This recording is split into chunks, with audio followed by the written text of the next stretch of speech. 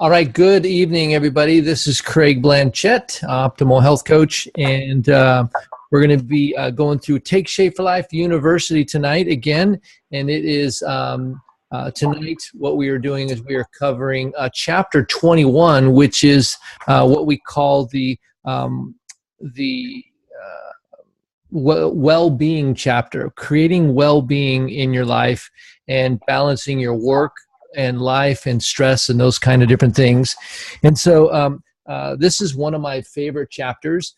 And oftentimes people that Dr. A has taken you from chapter 1 up to 21, and he gets to a point where we really have to, we've covered the exercise, we've covered the glycemic index of things, and we've covered a lot of these different aspects of life, but we may not have actually taken a minute to think about the overall big picture balance of our lives. And is the job or the vocation that we've chose, is it supportive to our life?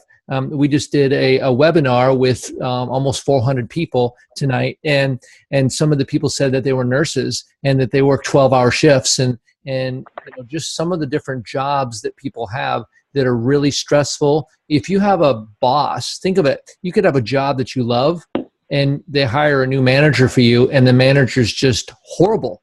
And that literally can trigger all these extra stresses and challenges and things that then you have to deal with all that stuff. And I know challenges can make us stronger if we know what to do with it, but they can also beat us down. And so the reality there of what we do with our life and where we choose to work, we need to consider that if we're just struggling, we can't get our health together, and our job is a big problem. What if you took the next 2 years and you worked with somebody on making that better? Maybe you looked for a different career. Maybe you looked for a different position at the same job. Maybe you looked at what we do as health coaches. I don't know. But figure out something, because after all, if it's affecting your life, yeah. If you're burning, like, think about it. When you're under high stress, it's almost like every year it puts 2 years worth of mileage on your body. So you literally, the where you work is taking years off of your life. Think about that. I mean, by all means, continue doing it if that's what you want. But if it's not what you want, and you look at it, what if you could change it over time? It's probably not going to change next month, but it could change in a year or two. So that's what this chapter is all about tonight. And so I want to bring on the rest of the gang here as we're kind of covering this. Am I correct? It is chapter 21, right? Yeah. Okay, good. So one of the things you may want to do for some questions and stuff is in the Living a Longer, Healthier Life Companion Guide, which happens to be it is lesson number 17. It's the one that goes with this chapter. And they talk about where you're at and where you want to be. And if you had, somebody said this yesterday to me. They said, if you could take 20% of your life and you could invest it doing what you wanted, what would you choose? And I thought that was a fascinating question. This is a new pastor at our church, and he's going around and talking to the staff and different people that go to our church, because he wants to find out what people's heart's desire is, to see about, imagine if a bunch of people said they wanted to, I don't know, build a football field for some strange reason. Well, you have a bunch of people that dream about building a football field. Wouldn't it be easy to put resources towards building a football field? Because they're going to want to do that. And so think about that. What if you had 20% of your life to do whatever you want? What would you choose to do? And then work on that. I don't know. Seems funny. What do you guys think? Any comments on that?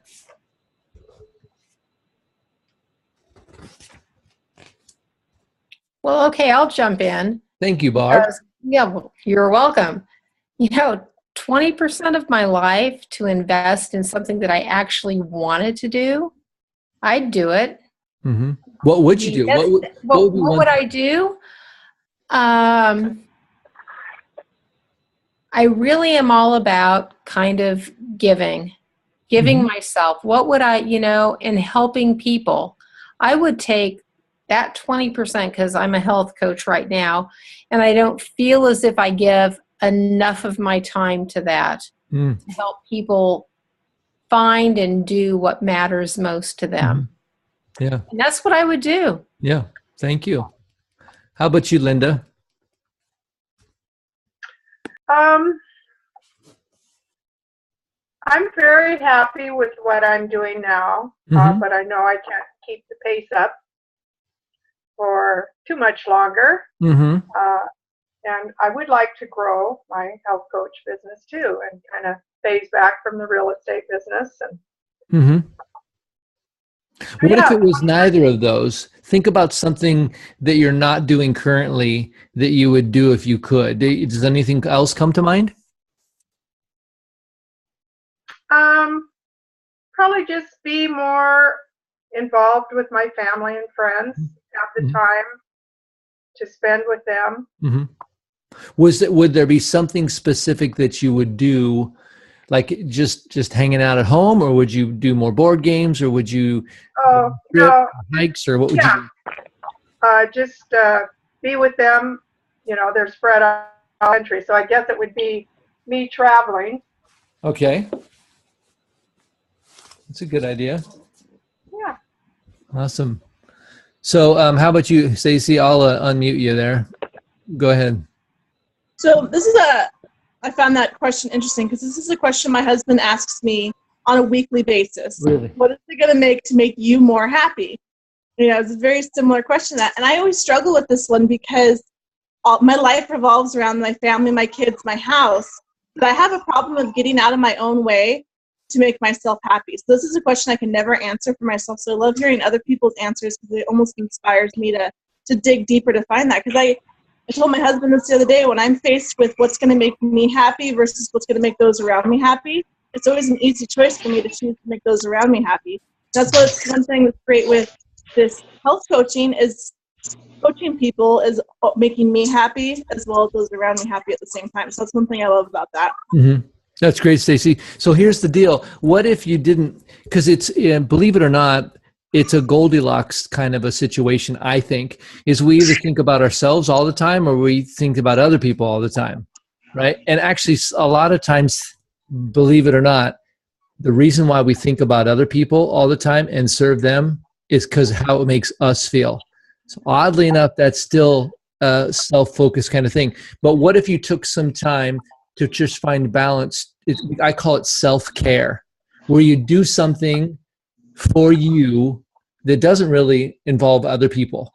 It might be walking, but for you, so you, Stacey, what it might mean is if your mind is not wired to do that, where you always think about serving other people and that is what makes you happy.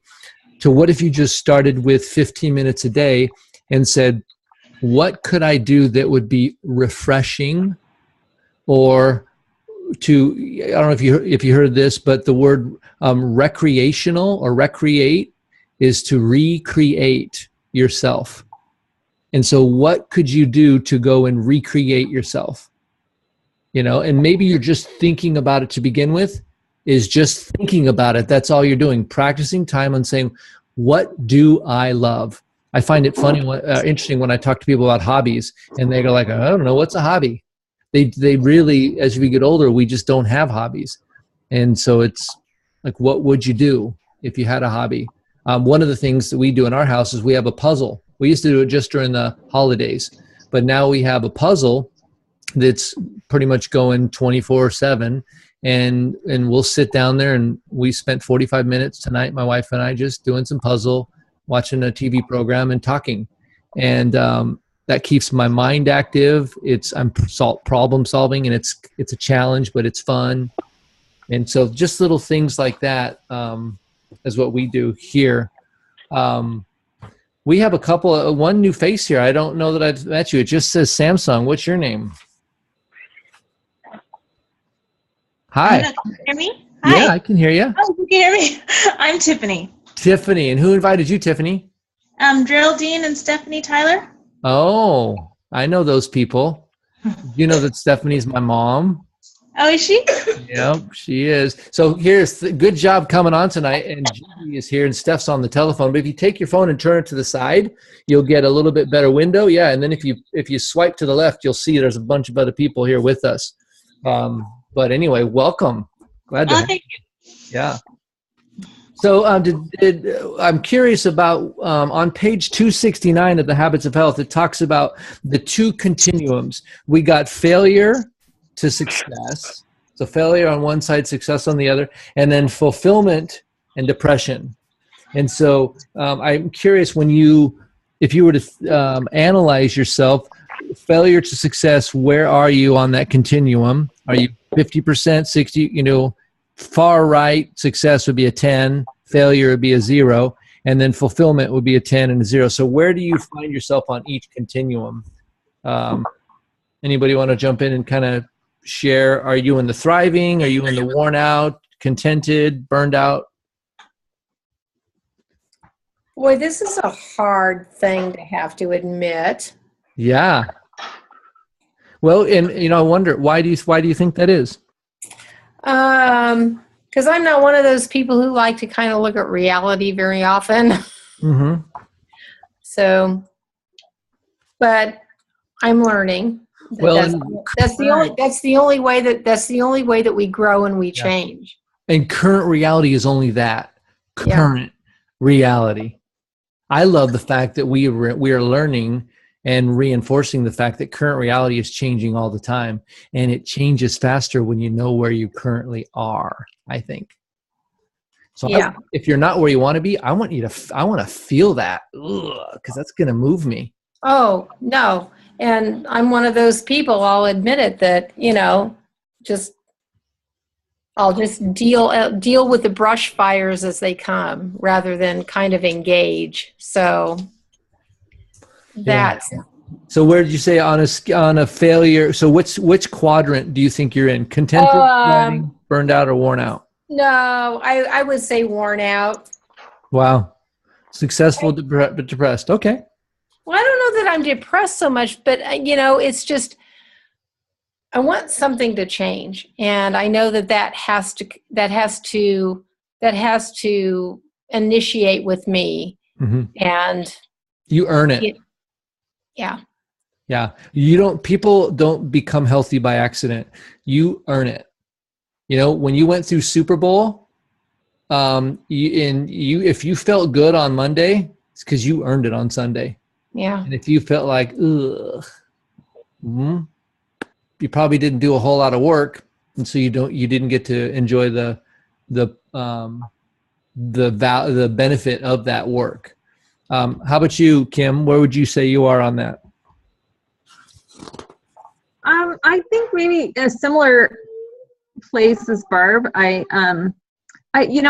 feel like I'm right in the middle. I don't, I might jump up to thriving at times. I might go down to worn out. Just kind of, I have a lot of good, meaningful work. I feel good about that. It keeps me busy, but it also, I have not achieved balance. And I know that the area that I don't achieve balance is in self-care and fun. I get the work. I always tell myself when I get the work done, I'll have fun. And the work doesn't ever stop. So I know that I'm out of balance in that way. So I know I've got work to do, although in many respects, it feels and looks like thriving, but again, it's helping other people thrive and maybe not so much myself. And that's why I keep this hat close by. Yeah, to infuse my life with fun, since I won't, right? Well, my thing is that there's always going to be work. When someone says, "Well, my life is just really busy now," well, actually, what's going to happen is when you have an opportunity to say no and allow it not to be busy, you won't, because you're used to saying yes. And if you did, you'd be bored and you'd go find something to fill it up with. So you have to decide if your life is probably not going to be different than it is right now unless you decide to make it different. And so the second thing is, if it's going to be this busy, can I add some fun in along the journey? And you can buy some cool hats and make this thing fun, right? You know, for me, one of the things that I do is even though I do a ton, that promo might change. That promo might change. Because they change it. What if one of the things that just trying to have fun while you do it. I remember having asking Kim Fisk one time at one of the trainings. I asked her about a question. She's a health coach, and I asked her about an idea that I had about something. I don't know what it was, and she goes, "Well, do you think you'll have fun doing it?" And I said, "Yeah." She goes, "I think it's a good idea." And I thought, I think back on that. That's 3 years ago, and because the reality is, maybe it would. Or maybe it wouldn't be the most effective, efficient way to build a big business and have a successful health coaching practice. Maybe it would, maybe it wouldn't. I felt like she trusted that I would figure that second piece out. And if I was having fun doing it, I probably would keep doing it. And so for me, I want to make sure that I have fun along the way, even if it takes me a while to build help as many people as I want to help. If I'm not having fun, I might quit, and then who would be helped? And so Gigi and Steph, you guys are doing these cooking videos. And I don't know if you're going to help a ton of people become healthier because of it, but I know one thing, you're having fun. I'm certain of it. And so I'm like, yeah, I think it's a great idea. Right? Anybody else want to give a comment on that failure, success, depression, fulfillment scale?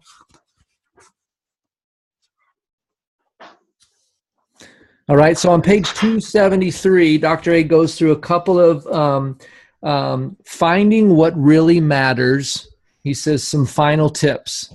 So follow your passion. That's why I asked you guys the question: if you had 20% of your day just freed up to do whatever you want, what would you spend doing that? Every day you had 20% just all of a sudden was available to you. What would you fill it with? Another one is take up a new hobby. So once you decide on what you really want to do, maybe you go find out, maybe it's a new hobby, and maybe it's new because you haven't done it in a while.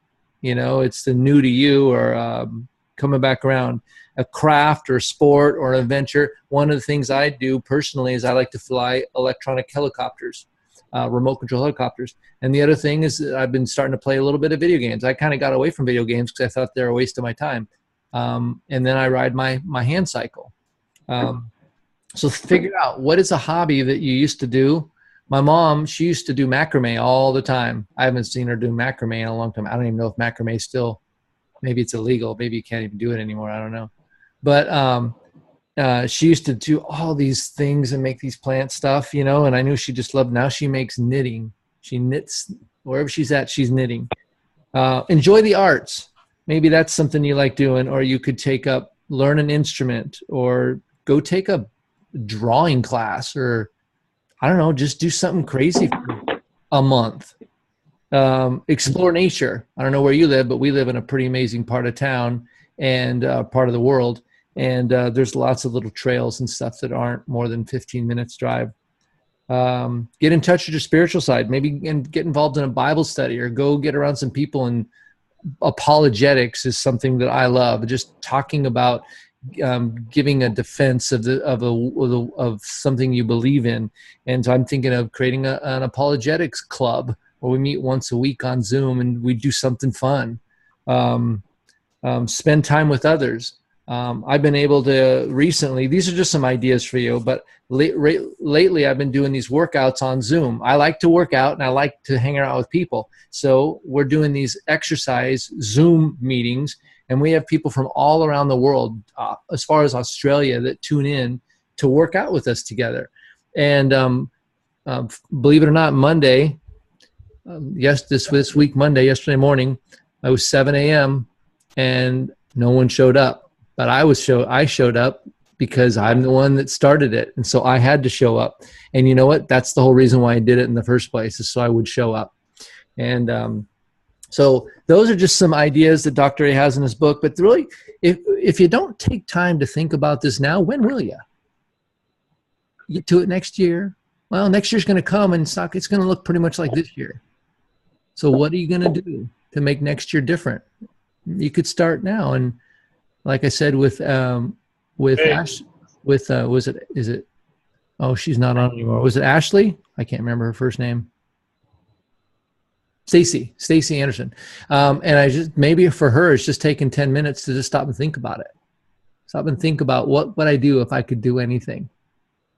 So any comments that come to your mind as I've been blabbering on here? The only thing that comes to my mind for me personally is that I need to be brave, because sometimes doing what you want is not really easy to do. And it takes a little bit of effort and a little bit of courage. So break that down a little bit for us. What do you mean? Well, okay. So you know what? If I had everything, all my ducks in a row, it would be to write. Mm-hmm. And I've started a little bit of a blog and try and do it once a week, but that would be what I would do.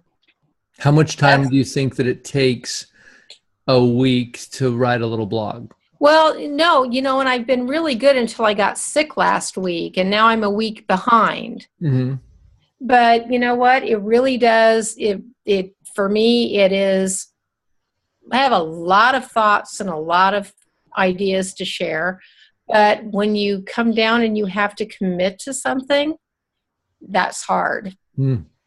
It's hard to commit to a topic and commit to something that you think is going to be interesting for people to read. Mm-hmm. What if you were doing it just because you wanted to communicate something that you cared about, whether anybody read it or not? And I'm getting there, Craig. Good. I'm getting there.